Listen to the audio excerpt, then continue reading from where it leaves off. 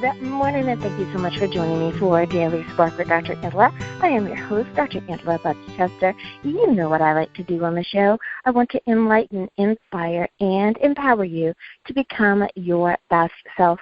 Now, Scripture reminds us that the tongue is a small thing that makes grand speeches, but a tiny spark can set a great forest on fire.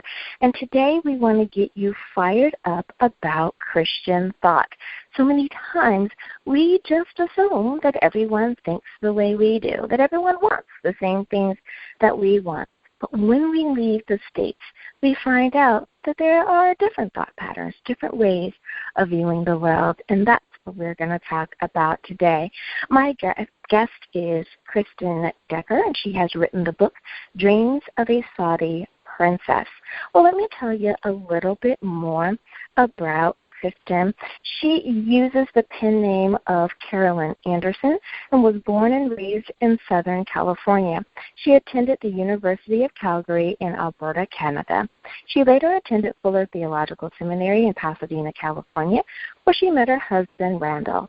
The couple taught in South Central Los Angeles for nearly 10 years before accepting positions as private tutors for a powerful branch of the Saudi royal family. After leaving Saudi Arabia, they both worked as teachers in Athens, Greece, returning to America in 1998. Now, her husband entered the financial service industry while she continued her teaching career in LA County. In 2003, they moved near Dallas, Texas, where her husband was soon diagnosed with stage 4 cancer. 3 years later, Randall went home to be with the Lord. Kristin has since returned to California, where she continues her teaching career. Since living in Saudi Arabia, she has taught classes on world religions that include Islam, Christianity, and Judaism within the Christian setting. She speaks to different churches and professional groups and holds book clubs with women's groups. It is her desire to bridge the gap of misunderstanding between the West and the Middle East and to speak on behalf of third world nations who encounter the abuse of human rights in countries like Saudi. So you know what I'm about to say. Go on, get comfy, get cozy, get your coffee, get your tea, because we are about to get started. Good morning, Kristin. Thank you so much for joining us today. Good morning, Dr. Angela. Thank you for having me. Oh, no problem. Now, I know that we are about to talk about a very interesting topic, and the reason why I say that is because when we talk about religion as a whole, you know, it can get a little touchy, and people feel certain ways, and they have their particular views. So we are respectful of everyone's view, but I think that you have something that you really want to share, and it's going to shed light on a different perspective. So my first question to you is why did you take a position teaching in Saudi Arabia knowing that they're different than we are? And flip side of the coin, was Sharia law, were you affected by that in any way while you were there? Oh, thank you for asking. We knew in advance that it was going to be a sacrifice for us, especially because, you know, I would have to cover and I wouldn't have the same freedoms that I do here in the West. But we also felt like the sacrifices were going to be worth it because the family that we were going to work for had an amazing dream for their children. They really, like most parents, they wanted their children to have a better life. And this mother, who was a princess, really wanted her children to learn how to think critically so that they could lead their country into the future. She told us herself that she felt there were many things in her own country that needed to improve, and she was very concerned about that, but she wanted to take it slowly, and she felt like giving her children the chance to really grow in their thinking and their education would really help them be leaders in their own country. And we were really inspired by that. We thought, gosh, this woman is a visionary, and we wanted to do anything that we could do to support her.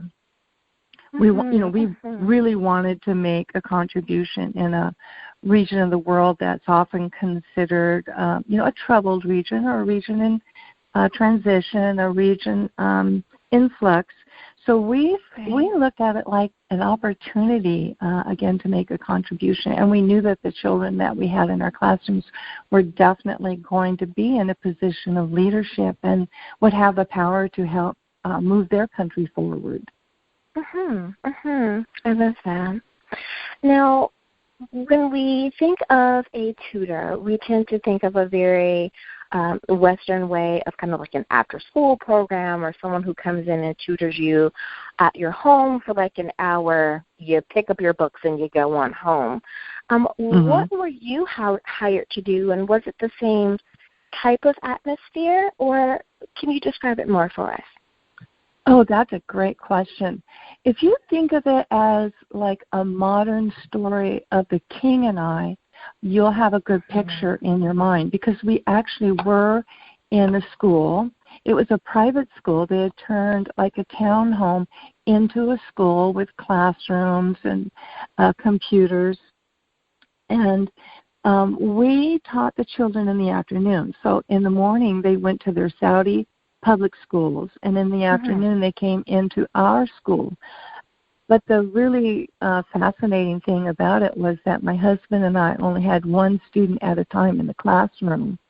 So we had about 9 teachers. I know, isn't that amazing? It's really a teacher's dream job. There were about 9 teachers. I know, isn't that something?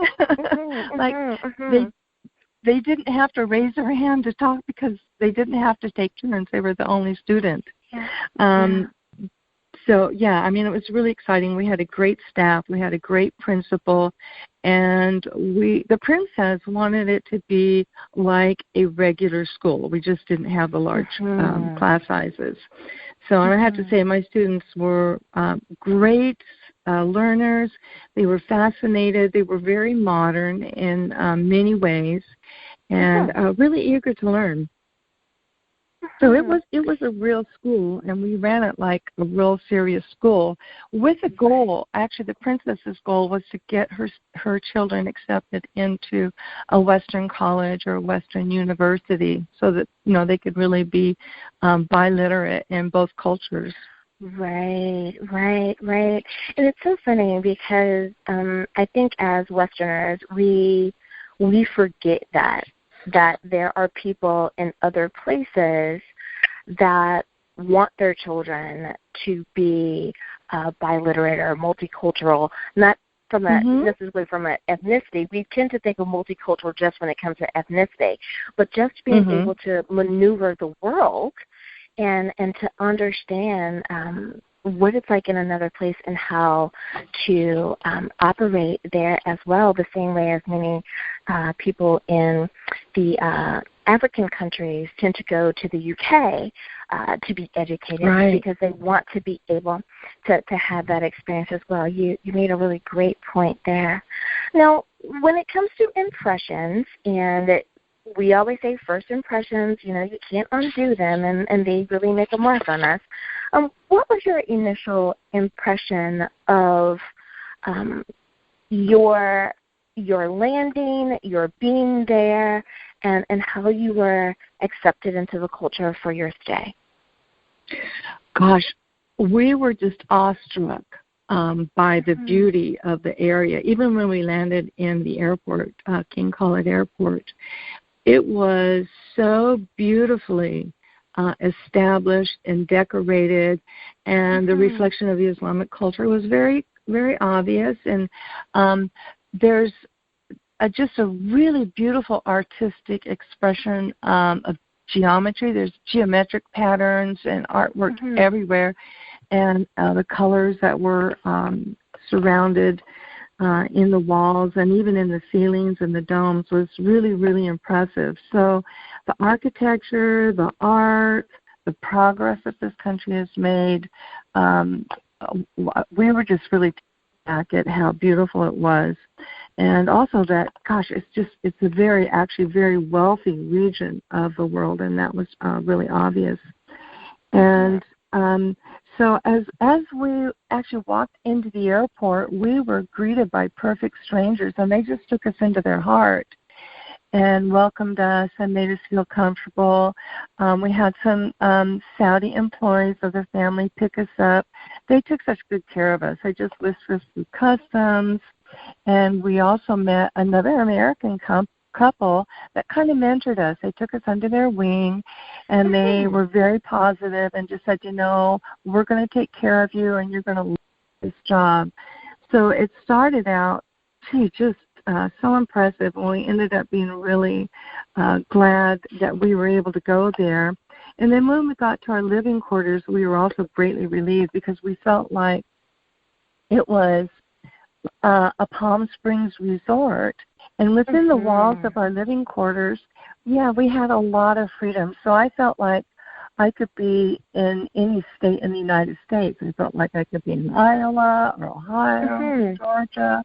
And so it was very, very comfortable. And the Saudis take a lot of trouble to make sure that their Western workers are comfortable because they do value our work ethic and the contributions that we can make. And so we found it to be very comfortable. It sounds like you mentioned, that they understand that someone who is well taken care of will take great care and concern with their children. That when you're happy, you create a happy environment. A disgruntled worker is not someone you want around your kids. So exactly. I can appreciate the fact that as a mother, she wanted to make sure that her children were in the best possible environment. I can definitely understand that. Now, it sounds like you had a great first year. Were you, as the year kind of progressed, did you find that you knew that your time was coming to an end, but yet you were looking forward. You were still looking forward to, hey, I still have, another month or another week, even though it was time to go home. And yay, home, did you find that you were still looking forward to being there? Oh, yes. I mean, we loved this job, and we really felt attached to the kids. And like I said, we had really bought into the dream that the princess had for her children. It really was a dream job. We got to travel. We just had really wonderful adventures there. And my husband and I always thought that the best way to learn about another culture was to live there. And, again, one of the reasons that we went there, we really wanted to learn about the culture. And one of the things that I was able to do, which I just really valued, was to go with my student, the princess, to a wedding of her cousin. And so I know it was so fascinating. And what I saw of the women was really how beautiful they were, because in the wedding, only women were there. And so they were able to take their veils off and to just see how beautiful they were, to see the level of wealth displayed was absolutely amazing. I mean, the jewels and things and the clothing that the women were wearing were like anything that you would see in Hollywood. Or they really reminded me a lot of Elizabeth Taylor, and remember how beautiful she was, and the jewelry that she would wear and the clothes that she would wear.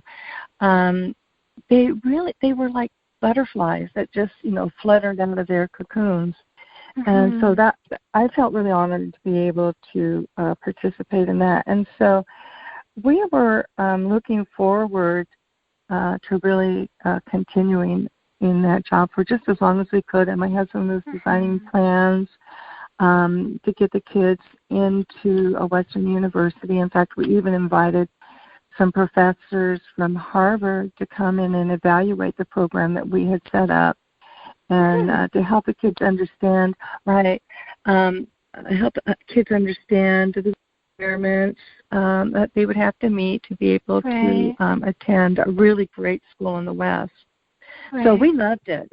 We loved it. We loved our life, even though, when I left the compound, I'd have to abide by the Sharia law. So. Right. Oh my goodness. And I would love to hear a little bit more about that. But it is time for us to go to break. So before we do that, Kristin, if you could please, can you remind everyone what is the title of your book? Where can we pick up a copy, and how do we follow you online? Oh, thanks for asking. The name of my book is called Dreams of a Saudi Princess, and the Christians who believe in them. It can be found at Amazon, Barnes & Nobles, and also at my Facebook page, which is named Dreams of a Saudi Princess on Facebook. And the website actually is dreamsofasaudiprincess.com. All righty, listeners, now you know where to get a copy of the show. We'll be back right after this.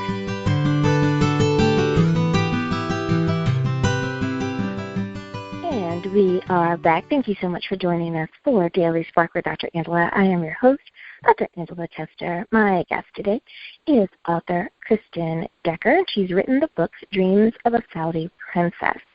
I love the fact that from the story that you are sharing with us, that as women and as a mother, we all want the same thing. We want the best for our children, the best education that they can have.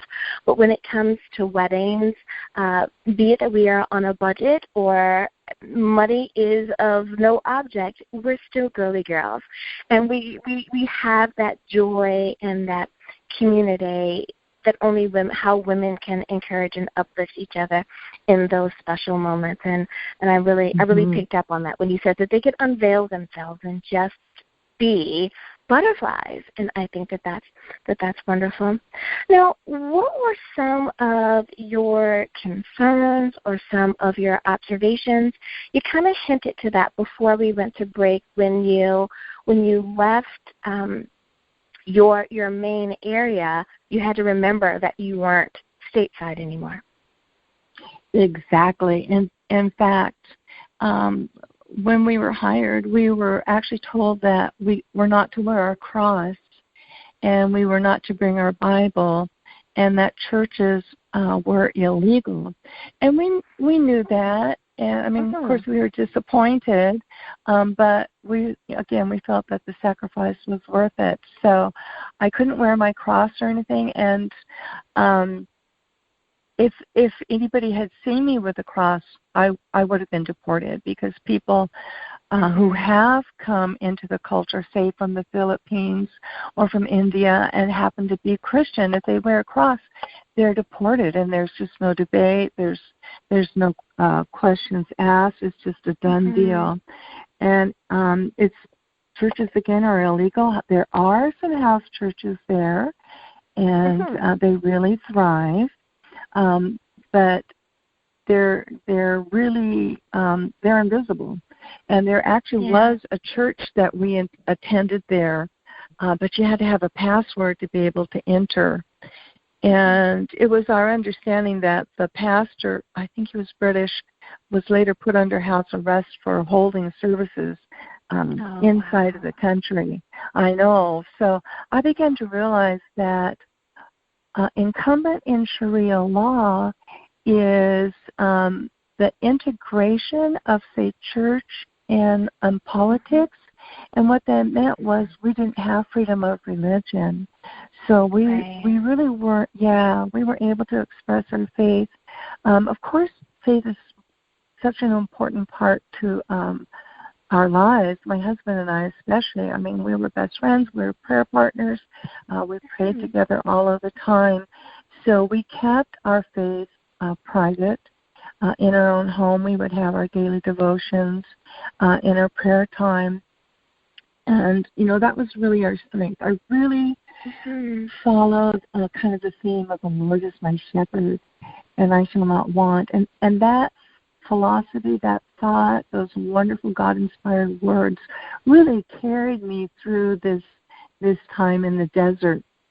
I mean, I don't think we could have been able to go ahead without our faith together. And we realized that when we were in our school, what was required of us by God was to be a model of a Christian without preaching, but to live the life that Christ had called us to live. And it's interesting because our students really responded to us personally. They began to be very positive about us. They began to connect with us. They began to bond with us.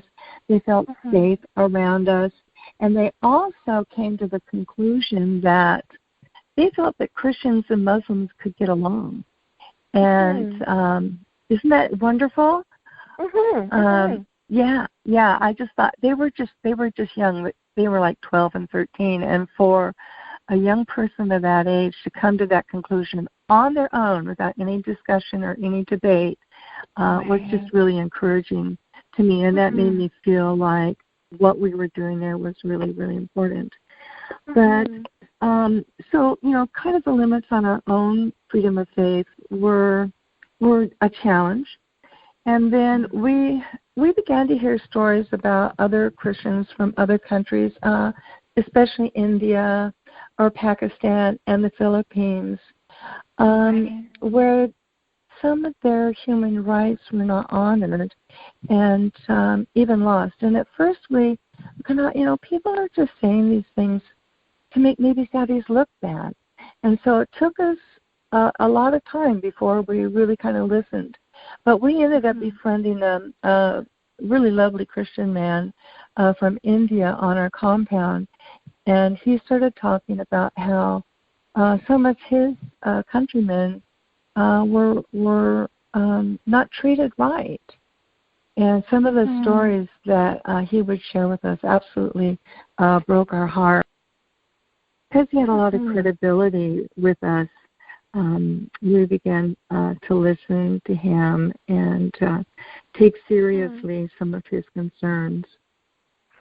As I listened to your story, it really, two things popped into my head. One, quite simply, is that we forget how free we are in the United States, even though we kind of complain about the things that go on, and won't get into all of that, because each person or each family, each state has their issues that they're dealing with. But the things that we complain about, but we find out if we look at what some other countries are doing that we have taken for granted, our freedoms. But also in your story, I hear almost how as a Christian in another country, it puts us in a very reflective light of early Christians in the Bible and how it was dangerous, to be a Christian.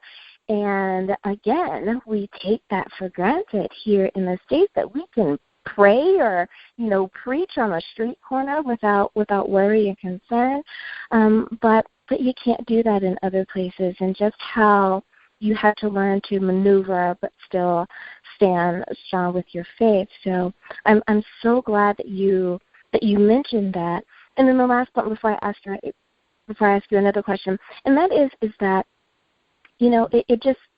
it reminds me of how Scripture tells us in so many different places to be that shining light, to be that beacon of what it truly means to be a reflection of God's love, and how that student was able to understand that on a very basic level, that we're different, even just in looking at us, we're different in that you're an American and I'm not, you're of a different faith than I am, but guess what? We can still get along, and we can still have this moment in time, and how they were able to understand that. I think that is just so wonderful.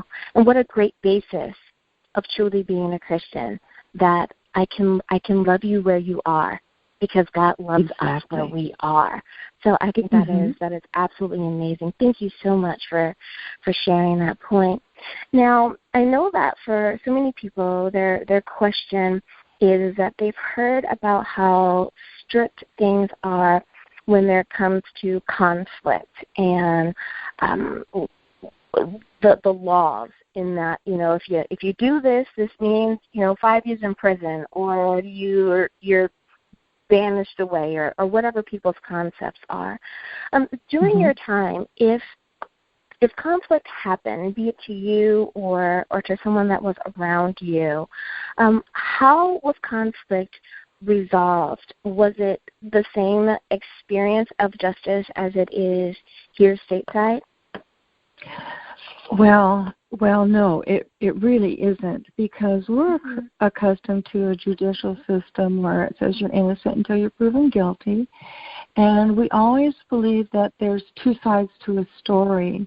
So if a conflict is serious enough to, say, go to court or something, everyone has their chance, they have their say, they present evidence, and a jury would be making a decision on, probably really happened.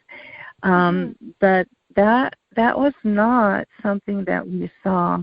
In fact, one time we were in a mall shopping, and everything closed down for the prayer time, which is, there's like 5 times to pray a day. And we ran into a man from another country. It was probably Pakistan, and he was hiding from the police, because there were actually some religious police that would walk through the mall and make sure everybody was in prayer and make sure that all of the Western women were covered. And this man was hiding from the police, and we asked him why he was hiding from the police, and he said, well, I am of the Muslim faith, but I'm not going to prayer today, and if the policeman finds me, he will beat me and he will deport me. And so we've found that a little bit alarming, that if you didn't keep the rules, there was a pretty severe and a pretty swift consequence. So there really isn't an investigation into the sides of the story. There was just a very legalistic setting, very legalistic. It's kind of a shame and honor-based culture. And we as Christians, when we make a mistake, we have the freedom to say, God, I blew it. I made a mistake. I'm a sinner. Please forgive me. And then we can walk on in forgiveness and redemption. And that just really popped out to me while I was there, just the freedom that we have of being saved by grace through faith. And we don't have, God took away our shame for breaking a rule. And God restores our dignity. And it just made me so grateful for that having that Judeo-Christian ethic that talks about forgiveness and talks about God as a merciful God and God as a God of grace. And I think that we don't think about it. It's we may talk about it in church, and we listen intently for the 20 minutes or so that pastor, is talking about it. And it may even roll over into a conversation for dinner for Sunday. But it's as though we wake up Monday morning and we forget all about, God's grace and mercy that is operating in our lives for that day until something happens. And then we're reminded again, praise the Lord for this grace and mercy that we have, because it's so, it's almost because it's so readily available for us, because we're so immersed in it that we forget that we're operating in it, not outside of it, and it's given to us. So, yeah, I hear what you're saying, man. And then having to kind of hold your peace because you are an American in another country, and not saying, hey, wait a minute, the way that we would hear if we saw, an injustice going on. It's like, hold on a second, and just kind of being able to go, oh man, but the rules. So it's what a place to be put in. So, Kristin, we are about a minute left in the show, and I want to give you an opportunity to, if there's one or two takeaways that you want for someone who has read your book, Dreams of a Saudi Princess, what would that be? Well, first of all, there's some really wonderful people living within this culture, and they deserve our support and our prayers. There are so many people within that faith that are finding out it's too legalistic, and they're coming to Christ. There are so many stories, especially in Iran today, of Muslims finding the forgiveness of Jesus through the cross, and it's such a joy for them. And then also, I think what I learned as a Christian is how wonderful our God is. And I think we also learned to kind of redefine what success is. Success is being delivered from evil. And it doesn't necessarily mean we might be delivered from our circumstances, if an abuse comes up. But we are delivered from evil, and we are set free from evil because of the cross of Christ. And, Americans or Westerners in general, if we're going to go work in a country that follows Sharia law, we are to be loving models of the love of God, because like my students, my student said, there's something different about you and Mr. Decker. And isn't that such a compliment? I know. That was, to me, was awesome. Success. Yeah. That it's not just you, because he sees you, and the student is accepting of you, like of your physical person, but that he can see your heart, that he can see God's light in you, and that's what makes you different. Because I'm sure, being a royal kid and all, he's seen other Americans and people from other countries come in and all of that. Said. Yeah, but he's able to see God's light in you. That is awesome. Kristin, I think what a wonderful note to end the show on. Perfect. Thank you so much for leaving it there, and thank you for being on Daily Spark with Dr. Angela today. Well, thank you, Dr. Angela. I really appreciate you. And listeners, thank you as well for tuning in and spending your morning with me as well. As always, may God's grace and mercy continue to shine upon you. May you find his love in your day today. Until next time, everyone, be blessed in the Lord. Bye-bye.